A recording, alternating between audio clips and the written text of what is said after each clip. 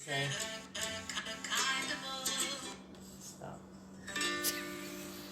Is it started now? It's a story that must be told about two ladies and a kind of old. One's a faster, the other's not. They like to chat, cook, and pray a lot. Oh, chat, cook, and pray. Oh, chat, cook, and pray. Oh, chat, cook, and pray. Oh, chat, cook, pray. There's lots of laughter and lots of fun. Tuesdays on Facebook Live at 1. Oh, I don't have my hat on. You never know what will happen when hurry! Lucy and Ethel are at it again. Oh, chat, cook, and pray. Oh, chat, cook, and pray. Oh, there we are. Chat, cook, Happy Corn is watching. So's Janine. Good. Oh, chat, cook, and pray. Oh, chat, cook, and pray. Oh, chat. Cook and pray, oh, chat, cook, pray, amen. Okay, now you guys are going to want to watch and stay through the whole thing because we've got a new ending for you. So just be ready. All right. Oh. Okay. Yeah. It's great to see you all. We're back to the little phone, though, because we're downstairs. Bill Wooten, hi, Bill. And I'm going to try to keep my face from squinting at you. It's so much more entertaining when it's election day, so we got people upstairs in our French kitchen getting, taking ballots. So we're in our kitchen in the fellowship hall, and we have got, I don't know if you can see the size of those pork chops. Yeah. Wow. They hold it up for them. Look. Oh my goodness. This is going to be a special recipe. This is the wimpy one. Oh, there's a wimpy one. Okay. Yeah. So this is a special recipe, and along with this recipe, I'm going to be reading to you as she does all this to the pork, the history of pork, because believe it or not, pork has a history, and we're gonna learn about that. So what are you doing there now, girl? I'm putting on some garlic. Linda's powder, here. Hi, Linda. And then I'm going to be putting on pepper and salt also. Okay. I'm going to wash my hands in between. Wash your hands. Okay, I'm going to start reading the history of pork while she washes her hands. So you're just going to have to look at an empty screen. It seems that the relationship between pigs and humans may predate that of any other domesticated food animal.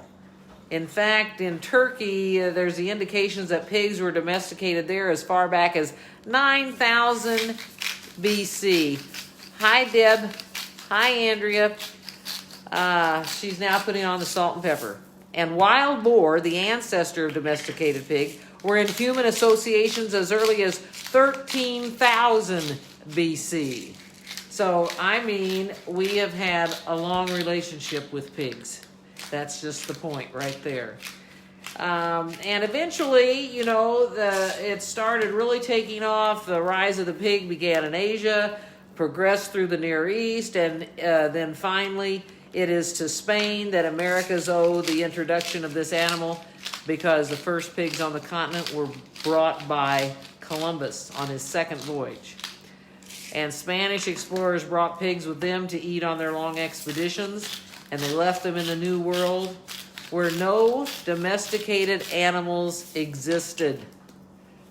Hernando de Soto, who explored what is today the southeastern United States, is called the father of the American pork industry, as he brought 200 pigs on his expedition. And those that remained are the ancestors of most of the pigs in this country, and related to feral pigs or wild boar. It's a remarkable animal and perfectly suited to domestication. Pigs are very fertile, and sows can give birth to 15 piglets a year, which mature quickly, 6 months on an average. And the pig is an omnivore, most effectively converting plants and cereals to meat. This has made it a popular choice on the farm, where table scraps, whey, and other unwanted organic materials are routinely devoured by nature's garbage disposal, the pig. Pigs are also useful as plows. What? Give a few pigs access to a field that needs turning, and that job is done as they search for buried roots and nuts to eat with their powerful snouts and jaws. Okay, so maybe this is where Marty's going to try to get me on some words, but I'm going to show her differently. Is there anything else you need to tell us? I smell garlic. And I put some olive oil in the skillet. Okay. And heated that up, and I'm just going to be cooking these on about 5 minutes on each side. But I think, given their size, it might be a little longer. Yes, yes. Right. But Okay, these so you were- put olive oil in the pan. Yes. You did Did you put garlic on them Yes. yet? Okay. Yes. So you did some kind of rub it first. Yeah, that was garlic, Okay. salt, and pepper. Garlic, salt, and pepper. So this is fresh garlic in here, but you haven't put that in yet, No, right? it goes in on the sauce that I'll be making. Okay, on the sauce. So they are now frying. All this can be made in this skillet. And then I understand, and in fact, I think on the other oven, if you want to go ahead and turn on the broiler, because it'll take a while to, do you want to turn the broiler on this oven or the one that it's cooking on? One that's cooking on. Okay, so you do the broiler. Look up Oh, there. yeah, it's above. It's Oh, above. yeah. You know, Broil. we're not used to this. Sorry. There we go. Okay. So this is all the cooking they're going to get is in the broiler. But let me continue with pigs. All right. Now this is interesting. I just told you that pigs can be used as a plow because when they search for roots and nuts, they can turn over a field. But there are breeds. Not all pigs are created equal. Traditionally, pigs were classified as one of two types: lard or bacon. Now, that almost sounds like the same thing. There was a lard pig and there was a bacon pig. Lard type pigs were used to produce, well, lard, before lard became synonymous with sin. Don't ask me about that. I don't get that. I'm not going to even go into that. Compact and thick with short legs, the lard type pigs fatten up quickly. Excuse the noise. She's cleaning her cookie sheet. Yeah. Thank you. Yeah, no. And their meat has large amounts of fat in it. The Magnalitza is an example of a heritage lard-type pig. Lard was the cooking fat of choice for generations and was used as a mechanical lubricant before synthetics were invented. Lard was used during World War II in the manufacture of explosives, so people switched to vegetable oils for cooking out of necessity. After the war, those vegetable oils were successfully marketed as healthier fats, and lard never stood a chance. As a result, many of the lard-type pigs went out of fashion, and their breeds became scarce. So then, along comes the bacon pigs. Bacon pigs are lean, long, and muscular. Kind of like me, lean, long, and muscular. Traditionally, they were fed on legumes. Is that how you say that? Grains and turnips. Legumes are some kind of beans, aren't they? Yes, those are all beans. Okay. And dairy byproducts. They tend to grow slower than lard pigs and put on more muscle than fat. And when lard-type pigs became passé, breeders turned to the leaner types, including Berkshire, Duroc, Hampshire, Poland, China, and Yorkshire pigs to produce lean pork, and sadly, very little lard. Okay, I've got to wave. There's some wave signs here good. I've got to hit. Good. Okay, wave. Okay. And they're waving hello. Okay. So, pork production turned from a family affair into an industrial nightmare after World War II. I think this is going to be a loud cooking show. We're going to hear all kinds of stuff because we're down here in a kitchen. I think, yeah, those are going to take a while. Yeah. Pigs went from being an integral part of the small farm, with nearly every farmer keeping a few pigs, to being a commodity product grown in factory conditions. I'm wondering, we're not having people, if you're out there, just hit a heart or a like or something so we know you're there, because the comments have stopped. So I'm just wanting to make sure, because see, we're down here and we don't have as good a signal, even though Marty put us on a. I'm running off the cell tower. She's running off a cell tower. Yeah. But I want to make sure. Oh, look, there's somebody. Okay, great, Yeah. great. They're here. Yeah. You're here. That's all I cared about. Let's see. Today, the pork industry rests on a three-way cross between a few highly selected strains of the Duroc, Hampshire, and Yorkshire breeds, which have been chosen for performance under intensive farming.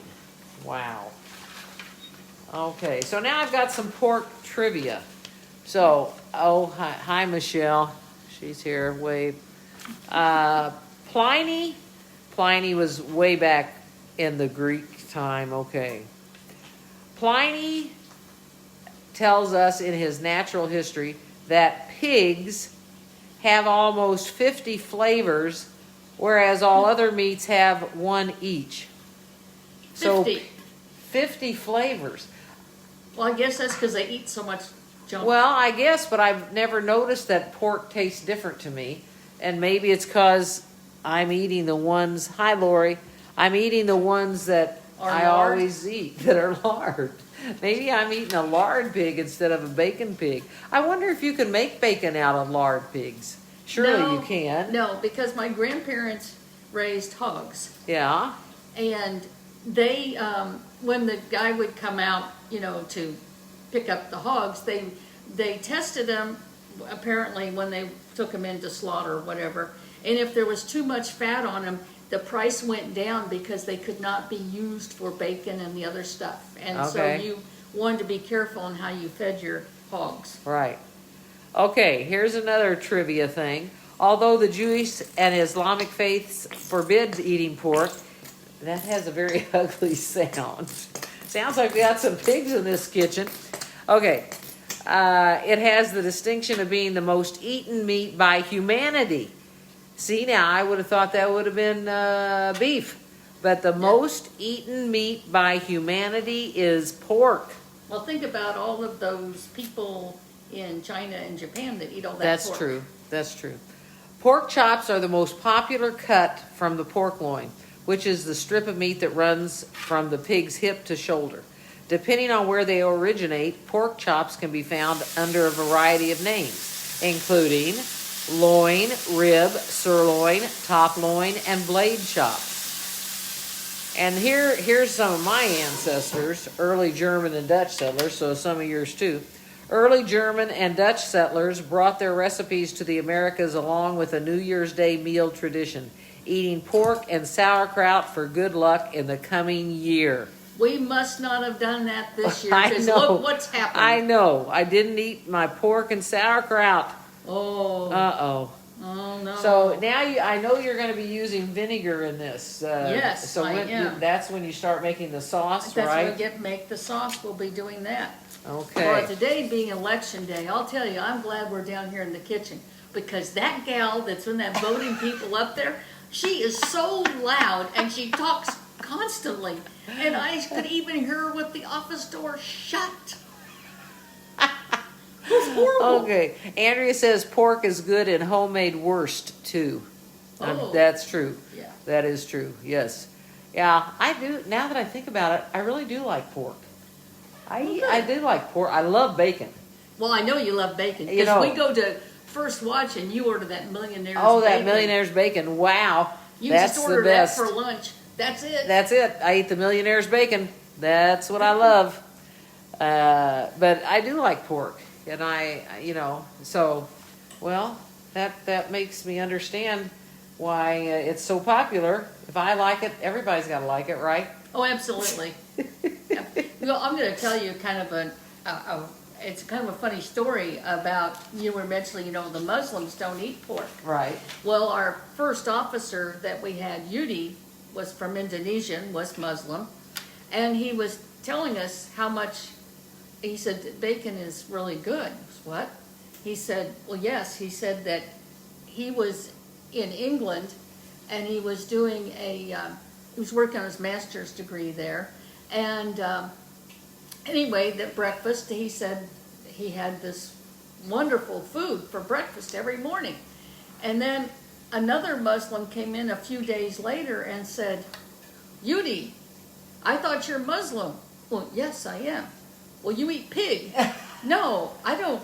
It's a bird. It's a vegan. It's a vegan. And so he didn't want to admit that he had eaten that. Well, he didn't want to admit that he didn't know what it was. Oh. So he walked past the buffet line and he asked the cooks. He says, "So, what is this vegan? What bird is that?" And they said, "Well, no, that's from a pig." And he goes, "Oh, oh." So he says, I hate that guy after that. If he hadn't told me, I could have eaten it. So he would eat turkey bacon and thought it was wonderful. So I know he didn't eat nearly enough pork bacon. Yes. Or he would have not. Or he would have known the difference. Yeah, he was quite entertaining with his story of. That's funny. That is funny. How come these lights keep dimming and going bright?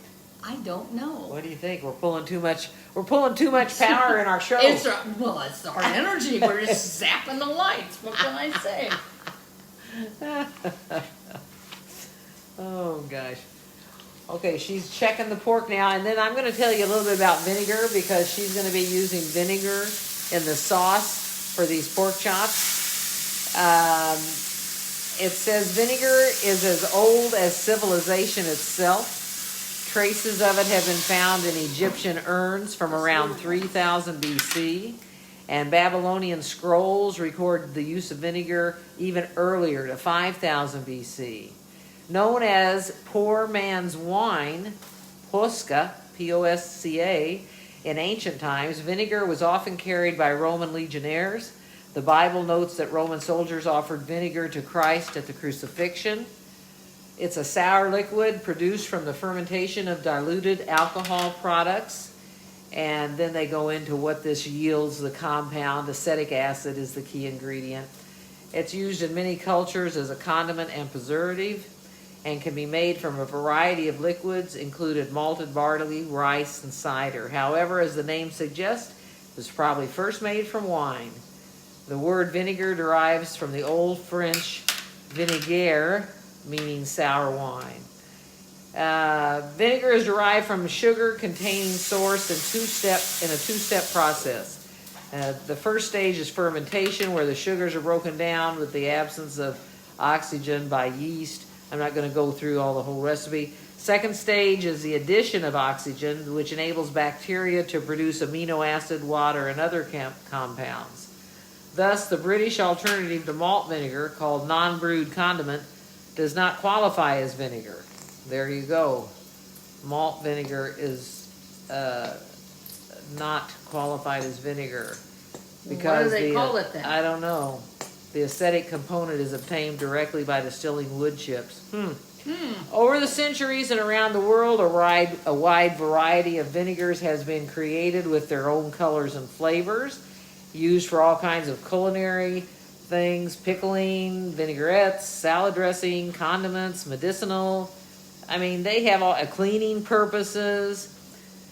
Though commercial production of vinegar continues to involve the natural action of bacteria, industrial methods accelerate the process through mechanisms that increase the bacteria's supply of oxygen. High-quality vinegars, such as the balsamic vinegars prepared in Modena, Italy, continue to be produced via a slow process of fermentation, typically aging for years in wood barrels. So that's why your balsamic vinegar is more expensive. It's still going through the old process. Today, vinegar remains an important element in European, Asian, and other traditional cuisines of the world. It's often used in pickling and in the creation of marinades, dressings, and other sauces. It also functions as a folk remedy and as a natural household cleaning product and herbicide. There you go. Let me see here. Let me find something here. For most of human history, Acetic acid has been made from fermented liquids by acetic acid bacteria of the genus, okay, here's a word, Acetobacter. But this function was not understood until Louis Pasteur discussed the microbiological basis of vinegar in his 1858 work. Now you're going to hear me say this in French, or at least with a French accent. His work was Études sur les vinaigres. There you go. And this Acetobacter can produce vinegar from a variety of alcoholic foodstuffs, including apple cider, wine, fermented grain, malt, rice, potato mashes, a dilute alcohol solution inoculated with Acetobacter and kept in warm, airy place will become vinegar over the course of a few months. First batches of vinegar produced by fermentation probably resulted from errors in the winemaking process. Let me say hi to Kathy Hayes. Okay.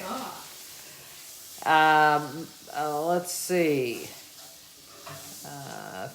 Produced by fermentation probably resulted from errors in winemaking. If the juice of freshly pressed grapes that contains various quantities of pulp, skin, stems, and seeds is fermented at an overly high temperature, it will overwhelm the yeast and become wine. Vintners quickly learned to use other organic materials to produce vinegar in the hot summer months before the grapes were ripe. Most vinegar today is made in a submerged tank culture, first described in 1949 by Otto Romacher and Heinrich Ebner. And in this method, alcohol is fermented to vinegar in a continuously stirred tank. Using that method, vinegar of 15% acetic acid can be prepared in only 2 to 3 days. Vinegar can be made from any sugar-containing source that has been converted into alcohol, and each variety of vinegar has a distinctive color and flavor. And then it tells us about what's the difference between rice vinegar and rice wine. We had a question about that one time. Yes, we did. We include products we think are useful for our readers. If you buy through links on this page, blah, blah, blah. Here's our process. Rice wine and rice vinegar are popular ingredients in Asian cooking, and despite their similar names, they have differences. Yet, you may still wonder whether you can use one in place of the other. This article explains the difference between rice wine and rice vinegar. Rice wine versus rice vinegar. Though both are made from fermented rice, rice wine and rice vinegar are different. Rice wine is a popular alcoholic beverage used for both drinking and cooking. And in Japan, it's known as, come on, you guys, I know you know this. The rice wine in Japan is called, I'm going to give you time to think about it, sake. There you go. Sake. And the country's national beverage. Other versions used for cooking include mirin from Japan and hungju from China. The wine is made by fermenting rice starches, and then it gives us the way to make rice wine. But I'm skipping on. Oh my goodness, do you guys see those? I don't know if you can see them. I guess you can because your comments are below your pictures. But here are the pork chops. I'm going to slide this to the side. There's the pork chops that have been frying. Very good. I'm sliding back. Okay. Rice vinegar is made by fermenting the starches in rice using acetic acid bacteria known as mother of vinegar and small amounts of rice wine. What do you need to tell us now? What are you doing? Oh, I just to put in the rice wine. I put a tablespoon of butter into the skillet. Okay. To get all of that nice little burnt stuff that was in the bottom of the pan, to make a sauce with it. Stirred in the garlic with the butter, sauteed it, and then added in the fourth of a cup of honey, fourth of a cup of water, and the 2 tablespoons of the rice wine vinegar. All right, so that's that sauce on your recipe. So we're just thickening it up. She's slightly. thickening it up. What makes it thicken? Just cooking it? The honey. Oh, the honey. Okay, so that's what she did for the sauce. And yeah, they say it looks yummy already, and that was agreed by Deb McKim. Looks delicious. All right, adding to the confusion. Gosh, why does anybody say adding to the confusion? It's you and me. We're confused. We're always confused.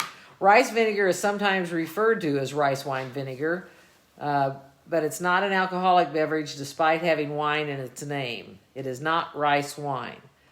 Chinese rice wine, Hongju, and Japanese cooking wine, mirin, and sake, Japanese drinking wine, are the most popular rice wine varieties.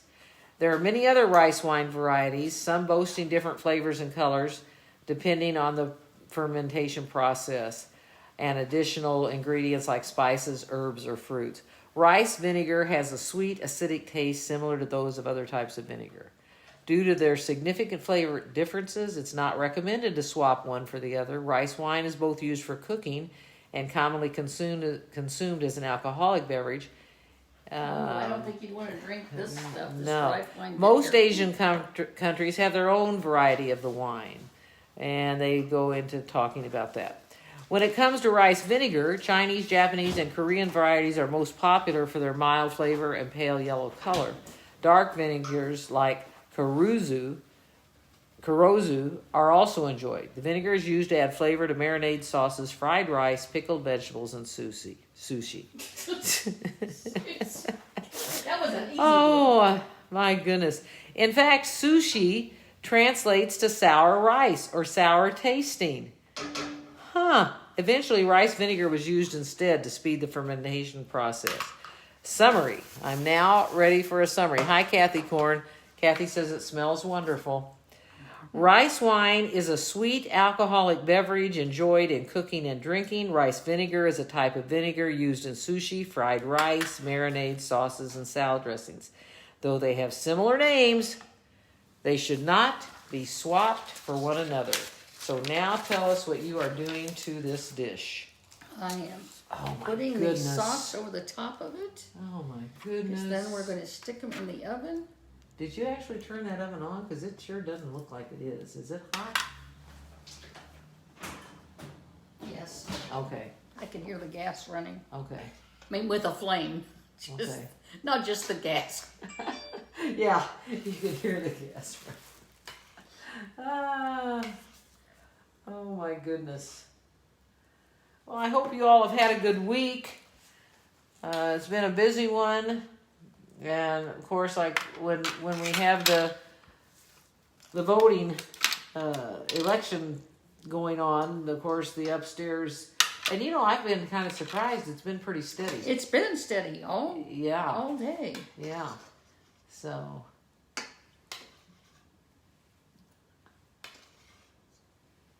All right. Oh my goodness. Oh, you all, if you could just see this. Okay, here's what Lori says. So it sounds like rice wine vinegar and rice vinegar are pretty much the same thing. Well, they're not really. They say not to use rice wine in cooking. Rice wine vinegar. Don't drink rice Don't- vinegar. yeah. Drink it. Don't drink rice wine vinegar, but they say it's best to use the rice vinegar in cooking products. They can call themselves, it's either rice wine or rice vinegar, but some products call themselves rice wine vinegar, and that you can use in cooking, but generally they're two separate things. They're like, rice wine is like sake or things like that. Okay, she's getting ready now to put it under the broiler for how long? It just takes a minute or two. You can see Timer. we don't use these that often. Obviously. Is that 1 minute or 1 second? There we go. We'll soon know. To start. Oh, start. Yeah. Yes. That, 2 minutes. Okay. Yeah. Oh that's my nice. goodness, you all. This is so exciting. So now we're going to let that happen. And we're going to eat out here, aren't we? So I'm going to Yes, turn. but we have to move the whole thing. Oh, so don't okay. worry. I'll And- move the whole thing. Yeah, well, you're dangerous. What is that? This is homemade dressing. Made out of what? It got vinegar in it? It's got vinegar in it. Okay. Olive oil. Olive oil and vinegar. Here, yes. And Penzi spices. Of course. Of course, Penzi Penzi spices. spices.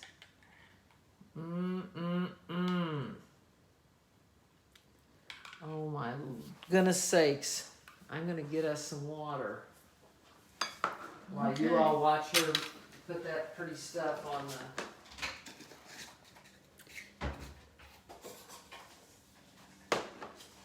And you might get us a couple plates. All right.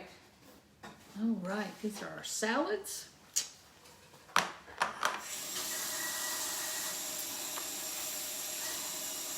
All right, let's put this Now that... You ought to see, we ought to show them out the window. That looks so pretty with that big can of up. plants I think these are done. growing up. Okay, I got that. Got that. I'm going to take our salads. I'm going to give you a close look at our salad. I'm going to take those out to the table. Oh, let me get a big plate. Oh, wow. Paper plates. Hold on, I'm looking in the wrong place. Yeah, they're down here. Yes, we haven't been down here in so I long. know. We have it. Oh, no wonder. The time is 1:30. I thought the timer was set for 1:30. Oh, you might. You want to put it on Yeah, there now? yeah. I'm Please just give me the little sliver one. Well, I thought that we would just cut actually one of these bigger Okay. ones in half because they're awfully huge. They're Did huge. you notice that? Yes. All right, we'll cut one of those in half. And then And we'll need a fork. well, we're gonna live it up and then use it. Cutting it in half. And punch that fork down in there so I can pull it apart and see how it looks. Oh, it's done perfectly. Hold on, let me show them. All right. There it is, done perfectly. Okay, and you're gonna need a knife too. Yes, I've got one right there on the counter. You just didn't I didn't- recognize it. I didn't recognize it with the cover on. Ha! See, it is a knife. All right. Now, go ahead and Go in hop. here. Yeah, hop in there. Let me raise my hands to get the Make lights sure. back on. There we go. And let me know when you can see us okay in the picture. Okay. Let me get my stuff over here. Oh man, that smell is good. Did you turn off the broiler? Yep. Oh. Oops. Woo. And I'm hungry today. Okay, I'm sitting and it's gonna, oh yeah, Bill Wooten says yummy. Okay. Let's see, That's can we, good. is Yes, that that's good, that's good. right And there? then there's you, Yes, right that's, over here. okay. All right. You all. It's just so amazing to me. You know, the recipes, and I know it's because of Marty's expertise, but the recipes always, you know, get done. Yeah, And even though we were kind of verklempt at the beginning of the, here, you need to get your little head over here. There, that's good, that's good. Okay. At the beginning, because we're downstairs and we were trying, because we've got a surprise for you at the end of the show, because again, due to our composer extraordinaire, Kathy Hayes, who did a new ending for us when we you know, sign off. We're going to be doing that today. So anyway, okay, I've got to stop. I want to eat. you gotta do the prayer first. Oh, I'm sorry. See, I'm sorry. You're hungry, I know. I know you're I'm hungry. Okay, prayer time.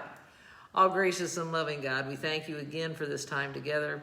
We thank you that we have been given this opportunity to share recipes and also to be the ones to enjoy this wonderful cooking.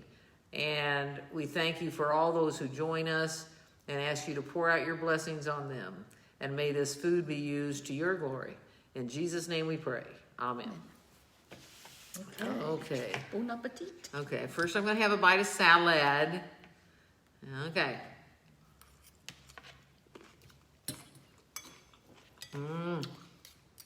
The dressing's very good. Good. Okay. This, you all. You know, pork is the new white meat. That's what I hear. Chicken has given its, given that name over to pork now. Very, very good. You all are going to love this one. And really, that was pretty fast and easy. Very easy. I mean to tell you, that is wonderful. Well, you're taking the others home to eat at your house. I am. I thank you so much. See, she makes this at home, so she and Randy can have it. And then when she makes it here, I am the benefactor of this wonderful cooking. So I tell Marty all the time, why don't you call it Marty's cooking show, not Pastor Karen's cooking show? Because the only thing I've done is bananas and We're not talking about those. and grape nuts cookies. Well, those were better than I thought. They were. I'll do something again soon. I just need to think what I want to do. I'm trying to think of something unique.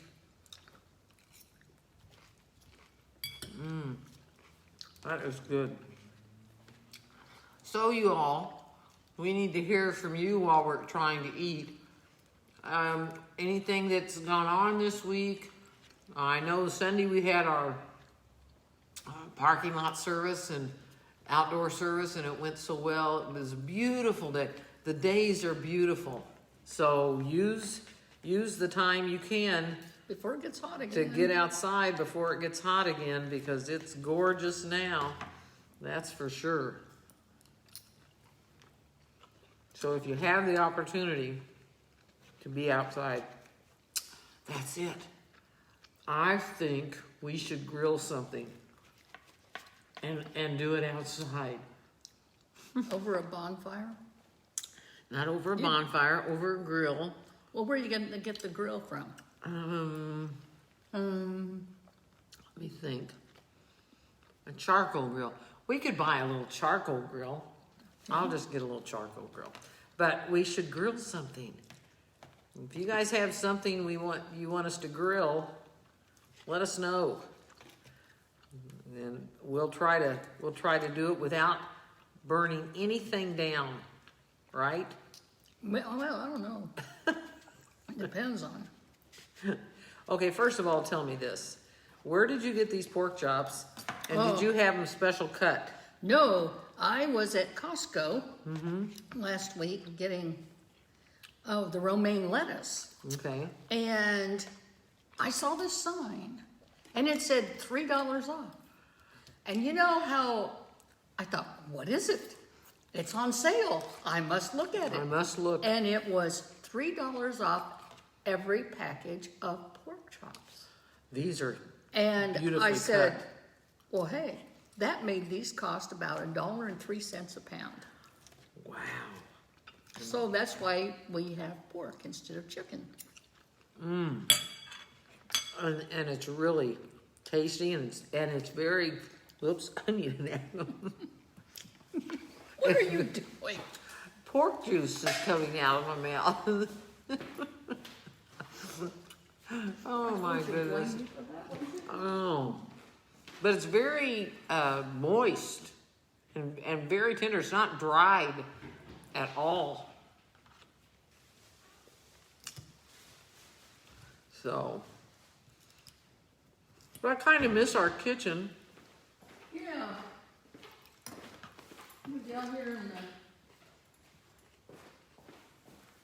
the... Lori says she got some really nice pork chops at Hy-Vee today. for Yes. $1.97 a pound, boneless chops. And Yeah. Vicky says, how thick are those pork chops? Vicky, they're about an inch and Inch and a half. inch and a maybe? half, it looks like. Yeah, they're, I'll show you. They're thick, that's after we cooked them. and that's after cooking. But she showed it at the very beginning of the show. They were thick. They were, and they're done perfectly. You know, pork is supposed to have just a little bit of pink in it when Yeah. you're done cooking. These are done perfectly. Wow. I was concerned that they were so thick.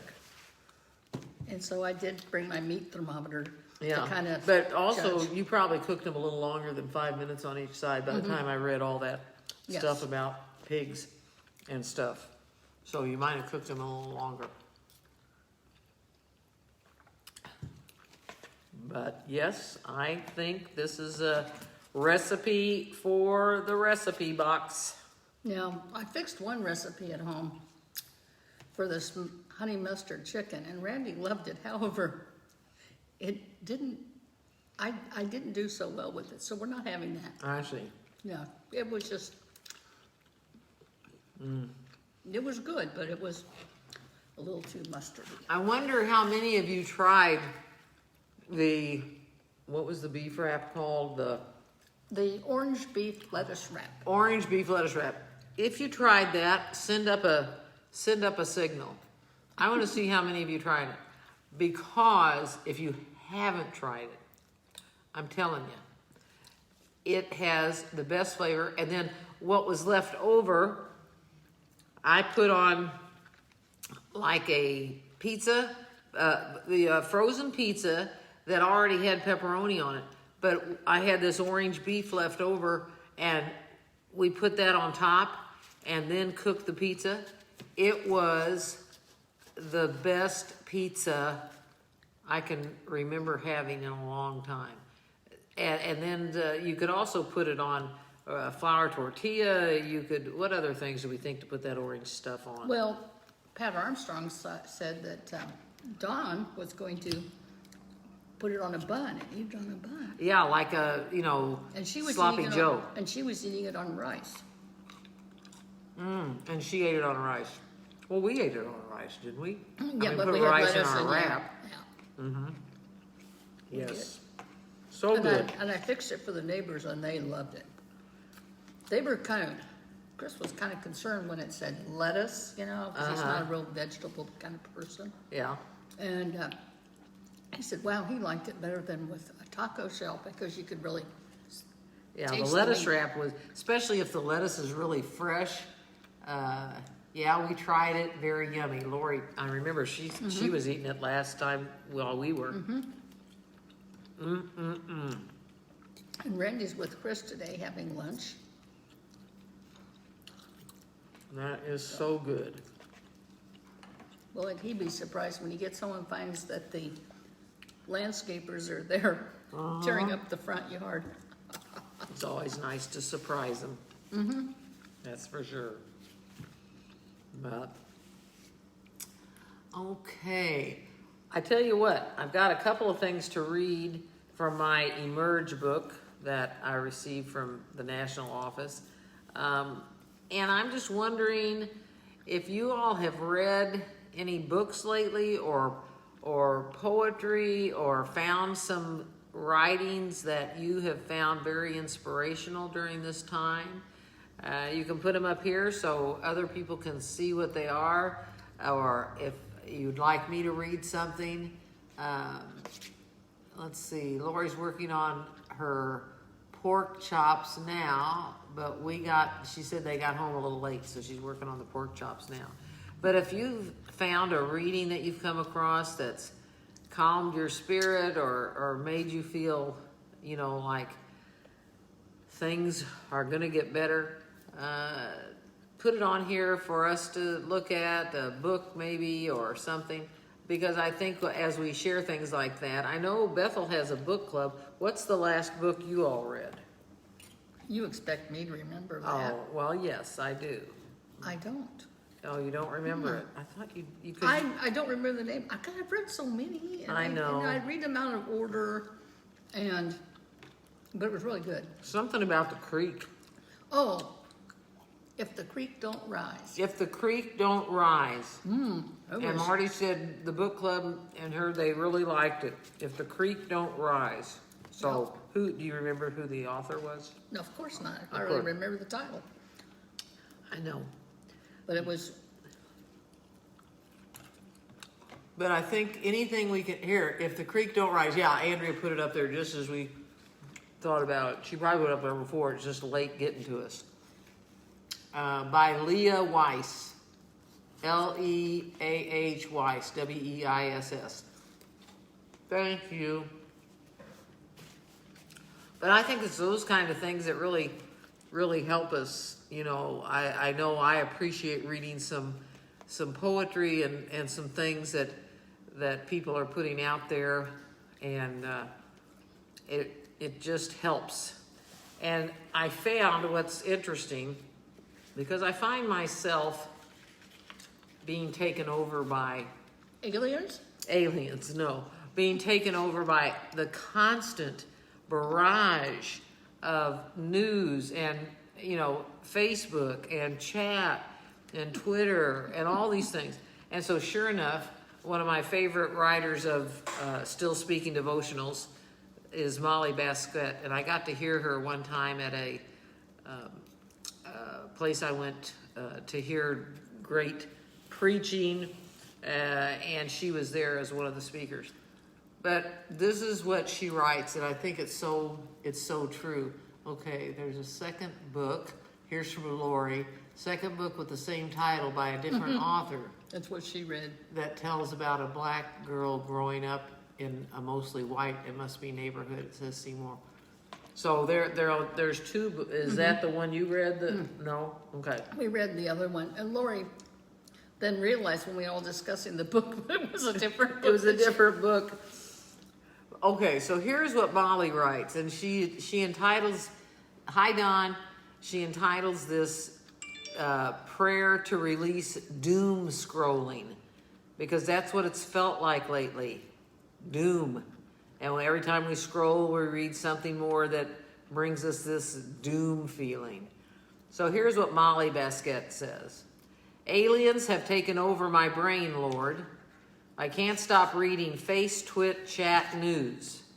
My bones melt with fear within me. My heart goes numb. My eyes bleed from late night viewing without blue light blocking glasses. Surely the next meme, gif, rant, or think piece will satisfy my soul's hunger for meaning and hope. Without a doubt, if I attend longer to what my friends are sharing, I will feel deeply sated, instead of the compare and despair I usually feel after too much gorging on the socials. Don't you always tell us to share and like, Lord? No, you say? Not like that? It's time to turn off the device? Like all the way off? Not just put it to sleep, nor stumble around the bedroom in the dark looking for the charger so I can be assured that when morning comes, my phone and I can pick up where we left off? But what if I miss the late breaking truth that will finally set me free? Yes, Lord, I hear you above this noise. It's hard to let go of this solid little rectangle that promises so much and delivers so little in the way of peace and insight. I can do it if you just reach for my other hand. Now, thank you. Hold me while I fall asleep. Amen. I just thought that was so great. And don't you find, but I know, Marty, you've always had, I gotta wave. Hold on, I'm gonna go around. That device is part of your life with all the different things that you have going on and stuff. And I find myself with me, it's important, but I also have found myself wishing that, and Pat's watching, wishing that I didn't have that connection so fiercely. And now, on this silly phone, it gives me these news notifications, and it has a special ding to it. And every time I hear the ding, it's like I jump out of my chair to see if I'm going to miss something. Jennifer Turner is watching. Do you know Jen? No. I don't either. Hi, Jennifer. We're glad you joined us. But anyway, I read that and I thought, you know what? I just love that end of that, you know. Yes, Lord, I hear you above this noise. It's hard to let go of this solid little rectangle that promises so much and delivers so little in the way of peace and insight. And that's the truth. I can do it if you just reach for my other hand. Now, thank you. Hold me while I fall asleep. So I just thought, wow, that was really good. And then I found one too that I want to read because I think it's a little prayer you can say as we are in this sheltering mode. And like I said, Marty and I, we always have our masks, and we try to distance when we do this cooking show. But it's so important. So here's another writer for the Still Speaking Devotionals, Quinn Caldwell. And here's the prayer that he wrote. Now I walk me out my door. I pray thee, Lord, protect from spores. Bless, dear Lord, the care I take not to worsen this outbreak. Guide me safely through the day and bring me home masked and okay. Amen. I love that. Hi, Shirley. So I'm going to read it to you one more time because you might want to hold this in your heart. And if you guys want a copy of it, let me know. Now I walk me out my door. I pray thee, Lord, protect from spores. Bless, dear Lord, the care I take not to worsen this outbreak. Guide me safely through the day and bring me home, masked and okay. Amen. So it seems as though the news, and you know, we hear different opinions, but basically the news from the experts seem to say this is still very, very much with us. That the time it's going to take to start lessening those cases, as much as we pray for that, we're needing a 14-day drop, 2 weeks of a drop, and then that has to last a while before, you know, it's really safe. And I'm praying that other churches that I've seen, when we drive home, like after this past Sunday, after going home from the outdoor service, when we got up into Liberty, there were a couple of churches that their parking lots were full. And as much as we miss that, I don't know that, you know, I would feel comfortable right now. And that's why we had our reopening team. And I just want to lift them up again. They were wonderful. They did all this so we don't have to think, when is it going to be safe to open? Because they went through all of those things, and we don't even consider it until there's a 2-week drop in cases. And then you consider other issues and other things going on. So all we can do now is hold each other in prayer and ask that we do all those things that will keep others safe and ourselves safe, and we will continue to listen to the scientists and medical field. And, you know, I do see a light at the end of this tunnel. I really do. And I have faith that God is in the midst of all of this. But there is nothing saying to us, go back and try it out and see if anything happens. That's not the way we want to address this. Pat Armstrong says, you hear of churches who have had services and 30 people come down with it. You know, that's the thing. I've also heard of churches that have opened up, and then after 1 week or two, they have experienced somebody who has brought COVID into the group, and they've closed back down again. I feel like we are connecting. There is that heart of Bethel that continues to beat strongly in this time, and I'm just happy that so far, all of you, I've not heard of anybody of our congregation that has suffered from COVID.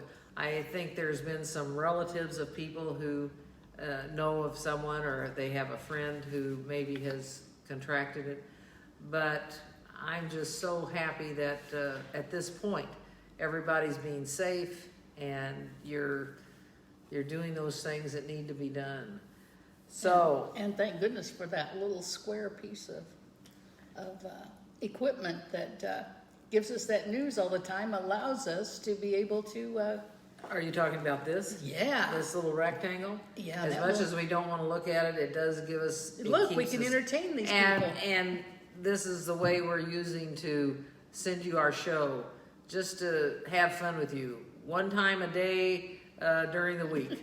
And we're just so happy that you play with us and cook with us and have fun with us. So until next week, where are we? Oh my goodness, it's almost been an hour. Oh. Until next week, we're going to sign off. Oh, and here's the new Here's ending. ending. Hold Yeah, on. hold Get ready. on. This will be fun. Wait a minute. That looks weird looking down our aprons. Hold on. I got to go to the right one. I think it's this one. Yep, that's Yes, it. that's it. Oh, Make sure the sound's up on your phone. okay, I will. Yeah, it is. All right, you all. New ending brought to you by Kathy.